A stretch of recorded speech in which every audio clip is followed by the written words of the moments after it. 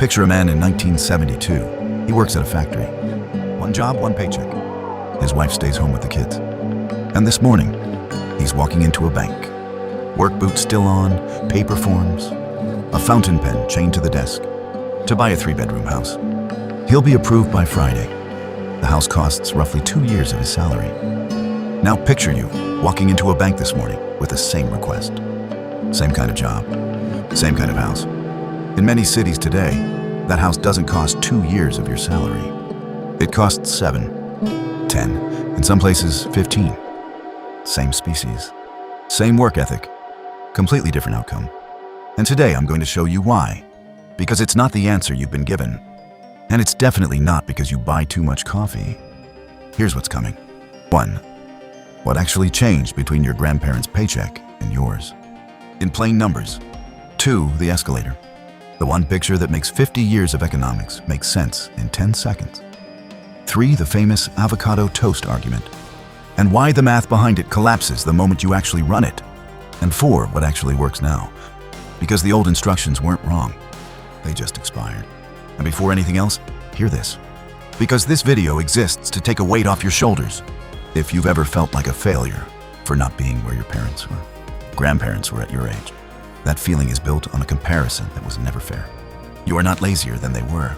You are not worse with money. You're playing a different game, and nobody handed you the new rule book. Today you get it. So what actually changed? Let's keep it painfully simple. 2 numbers matter here: what people earn and what things cost. For your grandparents' generation, in many countries, those 2 numbers walked side by side. Wages rose, prices rose, roughly together, roughly in step. A house cost a couple of years of ordinary work. One income could carry a family not because that man was a financial genius, but because the math around him allowed it. Then, somewhere over the past few decades, the 2 numbers stopped walking together. Wages kept walking. But the price of the big things houses, first among them, started sprinting. Not everywhere equally, not all at once. But the pattern shows up across country after country. The cost of a home grew several times faster than the paycheck meant to buy it. Here's the picture I want to leave in your head, the escalator. Your grandparents stepped onto a moving escalator. They still had to stand on it.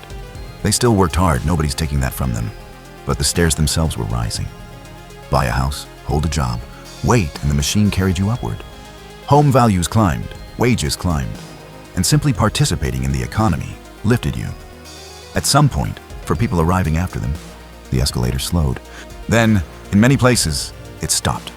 Same stairs, same people climbing. But now, every floor you gain, you climb yourself. Your grandparents, and you can stand on the exact same staircase and have completely different experiences, because when they stood on it, it was moving. Sit with that, because it reframes everything. Your grandparents weren't better with money. They were playing on an easier map.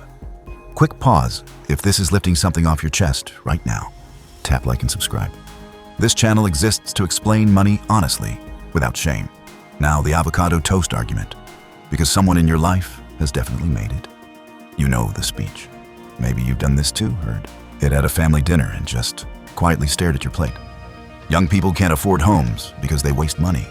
The coffees, the takeout, the avocado toast we sacrificed. You splurge. Okay, let's actually run the math, because nobody who gives that speech ever does. Say you buy a fancy coffee every single working day. Give it up every cup for a year, and you'd save somewhere around $1,000, maybe $1,500. Meanwhile, in many big cities, the price of a starter home has been rising by tens of thousands per year. Your entire year of sacrifice, every skipped cup gets erased by a few weeks of the market moving. You cannot skip enough coffee to catch a sprinting house. Skipping coffee doesn't unmove a starting line. And here's the part that matters most. So hear it exactly. This is not small spending, doesn't matter. It does, you've seen me make that case on this channel. It's that small spending was never the reason this particular door got heavier. Blaming the toast lets the real story off the hook. The problem isn't on your plate. It never was. So, is the answer just give up?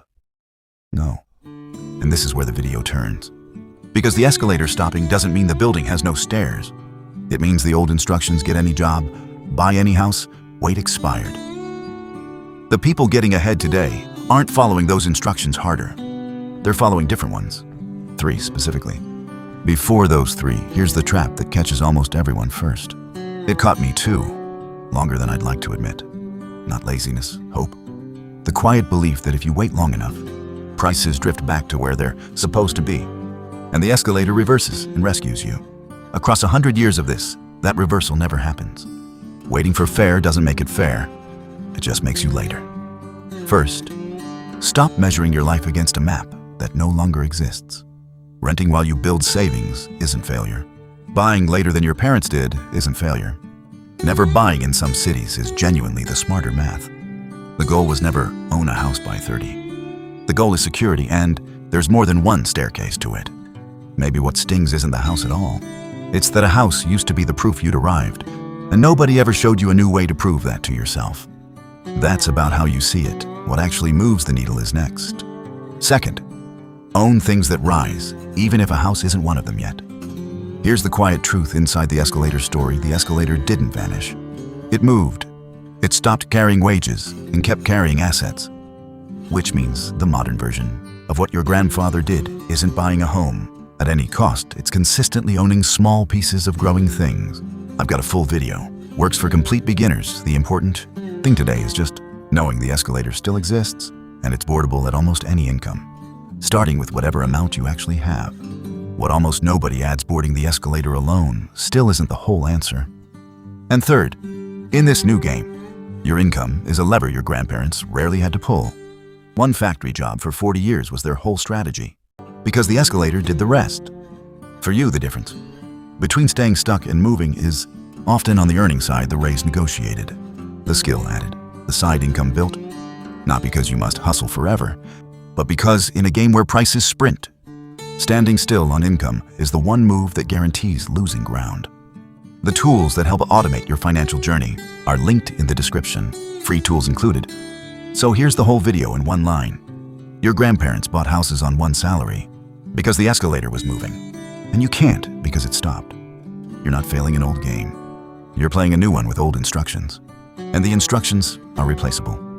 And honestly, if you've been carrying quiet shame about this, comparing yourself at 30 to where your parents were at 30, put it down. It was never a fair race. And the moment you stop grieving the old map, you can finally get good at the new one. That's not a consolation prize. That's the actual path. So here's my question for the comments, and I genuinely want the data. What year did your parents or grandparents buy their first home, and roughly what did it cost? Drop the year and the price below. Reading these side by side from every country watching is going to prove this entire video better than I ever could. I read every single one. And if you want to see exactly how to board the escalator that's still moving, investing, explained from absolute zero, that video is linked next. Subscribe, tap the bell, and let's grow together.